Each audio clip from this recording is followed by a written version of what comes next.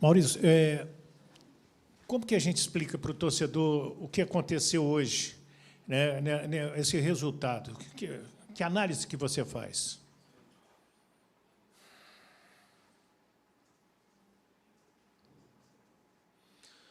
Olha, eu acho que o resultado, que é o fator principal que traz a insatisfação para o torcedor, a gente entende que foi um resultado ruim.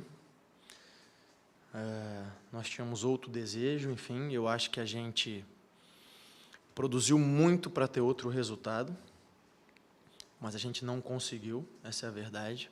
Eu acho que até a gente tomar o gol, o Santos não tinha feito absolutamente nada. Depois que a gente toma o gol, a gente se perde um pouquinho, o Santos ainda não cria nada, mas a gente se perdeu um pouquinho, sentiu um pouco o peso do gol. E no segundo tempo, tirando um lance do David, que o Robson toma o cartão, mas que o Robson é puxado antes, eles também não fizeram mais nada, a gente ficou em cima, a gente criou oportunidade, a gente finalizou um número grande de vezes no gol, a bola correu em cima da linha do gol, o João Paulo fez defesas espetaculares, mas a gente não conseguiu buscar o gol. Eu acho que é isso. Não posso reprovar a minha equipe por aquilo que a gente produziu, pela maneira como a gente se comportou e atacou. Sem dúvida, o resultado que traz a satisfação para o torcedor é um resultado ruim, e é ruim para nós também, o sentimento é esse, de um resultado ruim. Boa noite, Maurício. Eu gostaria de estar fazendo essa pergunta com uma vitória, para que não parecesse algo pelo momento, porque eu formulei essa pergunta antes de vir para cá e, independentemente do resultado, eu já iria te falar, de fazer essa pergunta. A gente fala muito aqui na cultura do futebol brasileiro sobre tempo, sobre quanto tempo um treinador precisa para trabalhar, quanto tempo um treinador precisa para poder construir o seu trabalho. Hoje você chega ao seu 5º mês como técnico do Vasco da Gama, num clube que a gente sabe que está passando por um processo de mudança mesmo, não só de jogadores, mas também de diretoria. A nossa cultura ela é muito imediatista, principalmente do resultado, mas se a gente for recapitular esses últimos 5 meses, o Vasco começou muito bem dentro do Campeonato Carioca, conquistou seu objetivo, que era chegar à semifinal, construindo, propondo como foi prometido. Tem uma eliminação muito dolorosa para o ABC, o que é muito ruim, que já gera também uma pressão para o Vasco da Gama e também para o torcedor.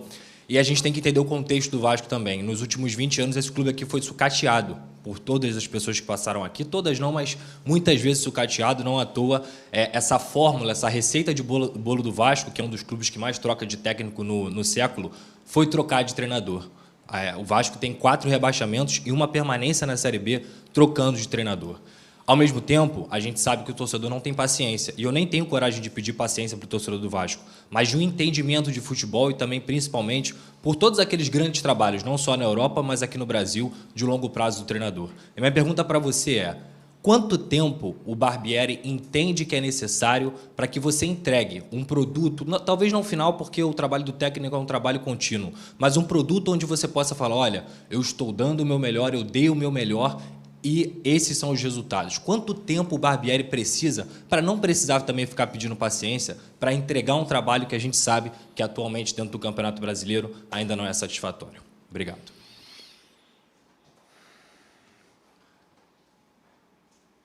Bom, boa noite.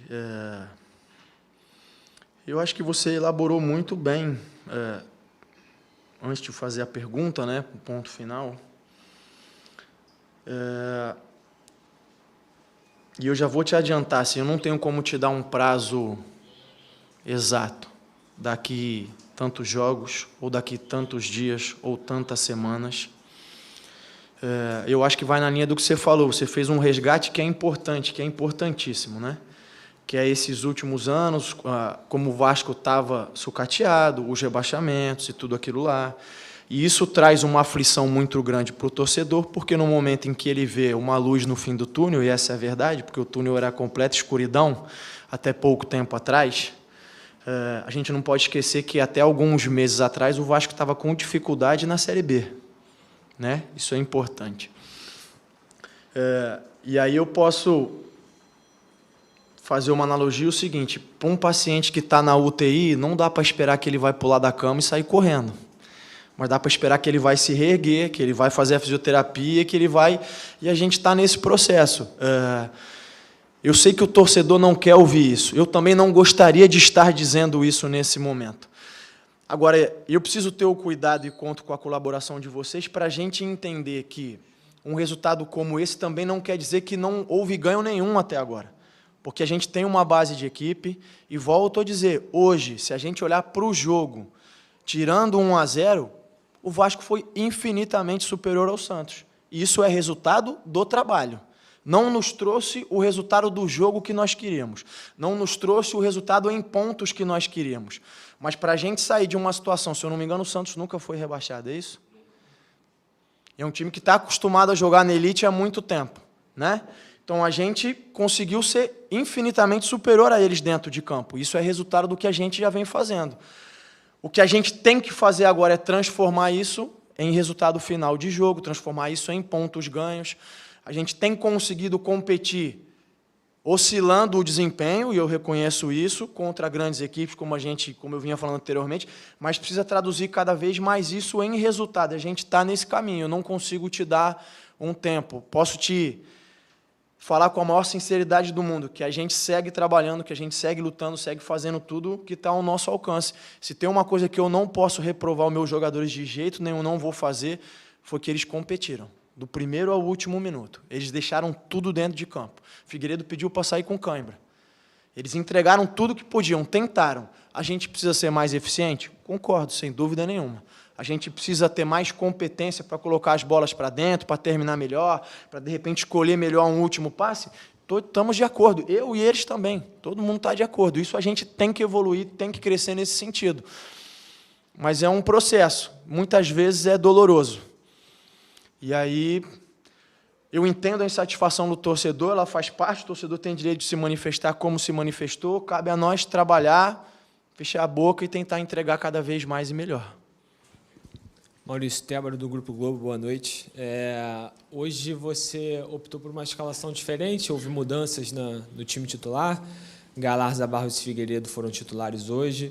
O Galarza, acredito que ele seja o substituto ali do André, e os outros são por opção técnica, o Figueiredo e o Barros.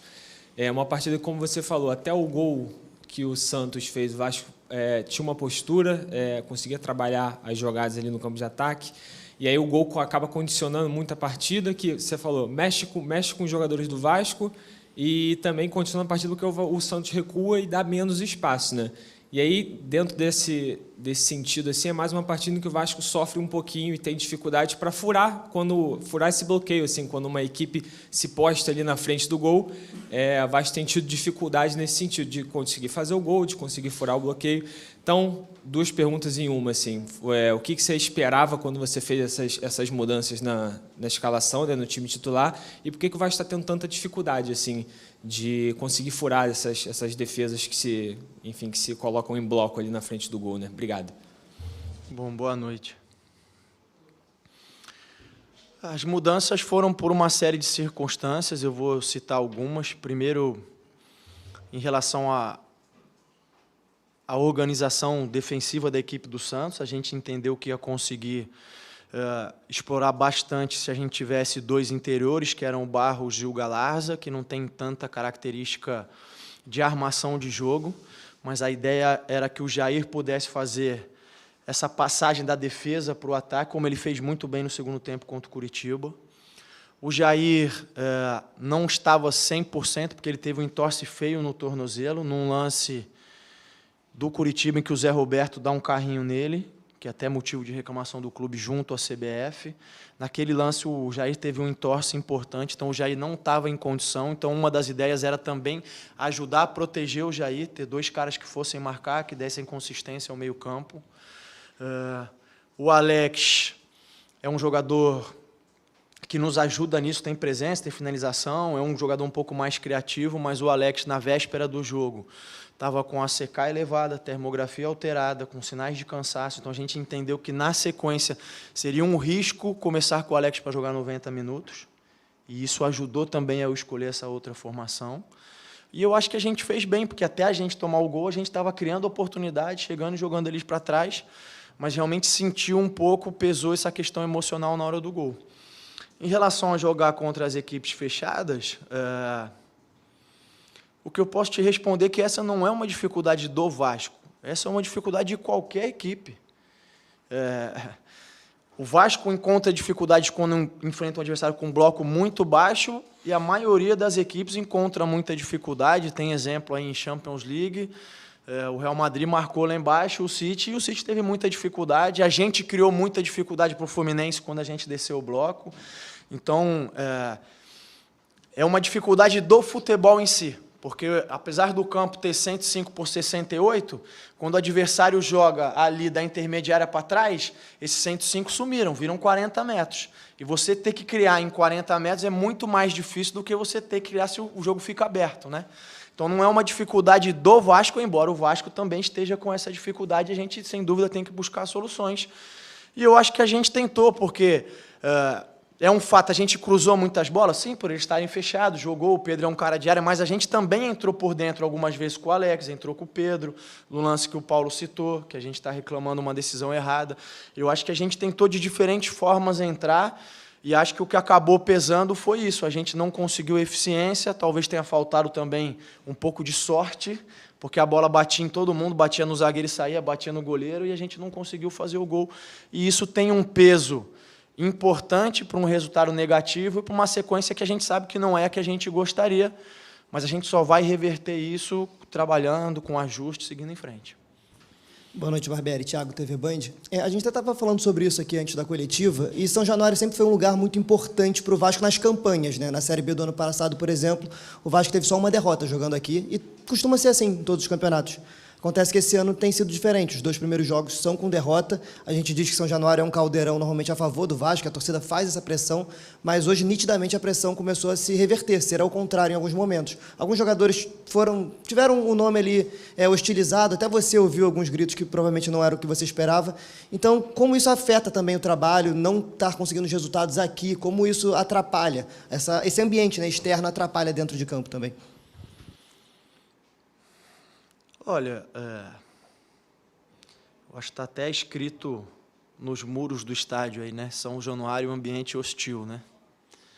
E o fato é que os resultados têm feito que talvez em alguns momentos da partida o ambiente está mais hostil a nós mesmos do que aos adversários. Agora, a gente só vai reverter isso com resultados positivos, a gente sabe disso. Então, é manter o nosso foco, a nossa concentração e o nosso trabalho naquilo que a gente pode fazer, que é tentar apresentar, buscar resultados positivos aqui dentro, e aí eu tenho certeza que o ambiente vai se voltar a ser a nosso favor.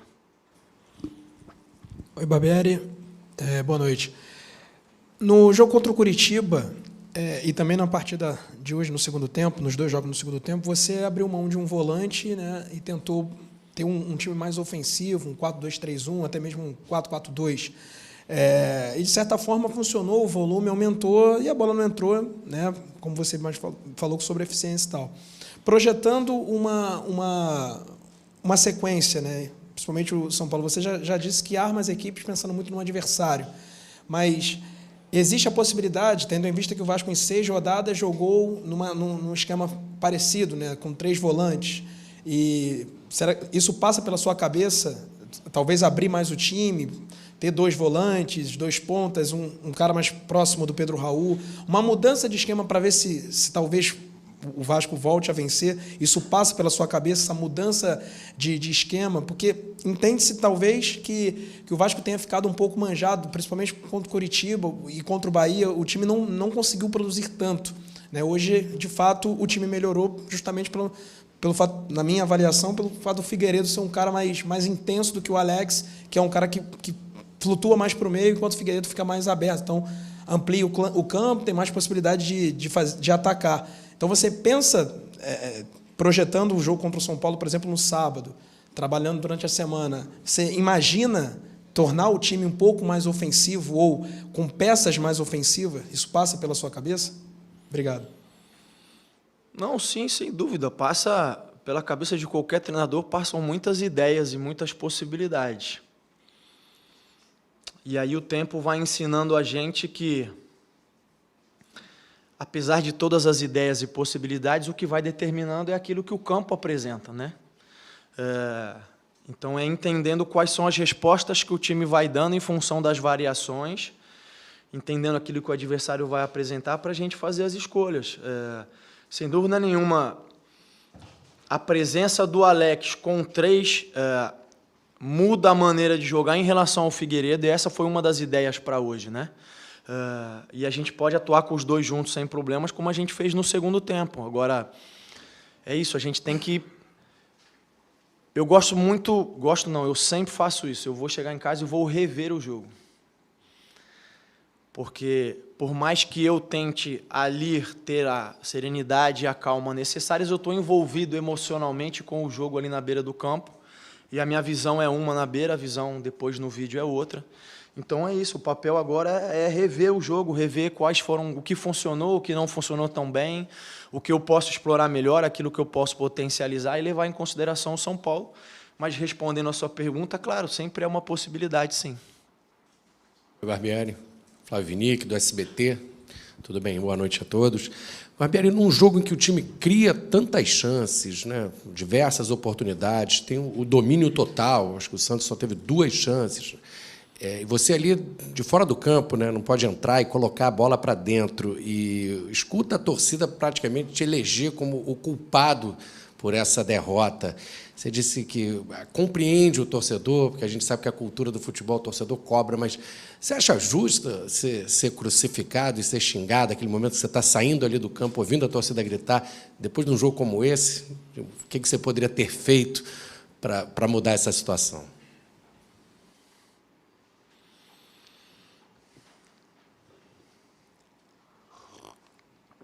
Boa noite. Vou começar pelo final. A única coisa que poderia ser diferente seria o resultado, para mudar essa situação.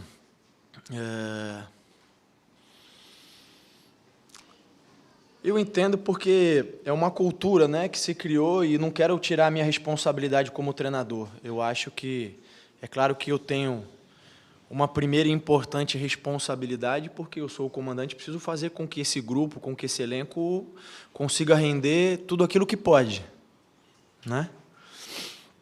E eu estou trabalhando nesse sentido, tenho buscado soluções nesse sentido.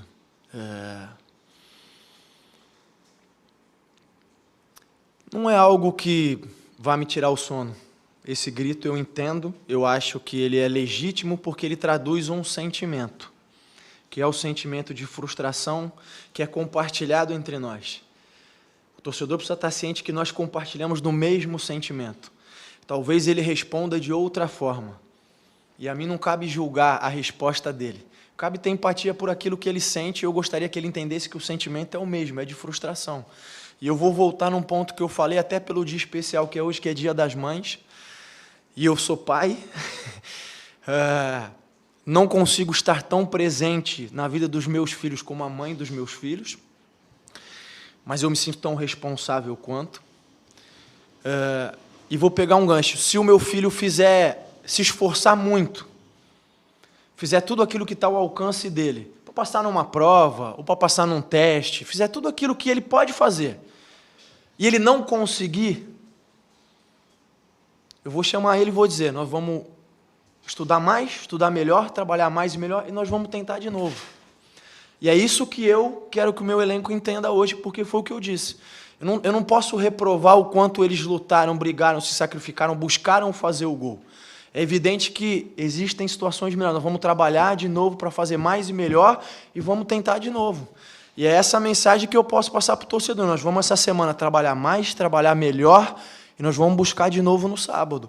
A manifestação dele, volto a dizer, é em função do sentimento dele, e tem parcela de culpa grande. A gente não conseguiu entregar o resultado que ele esperava, que nós esperávamos. Então, é seguir fazendo as coisas, tentando melhorar sempre.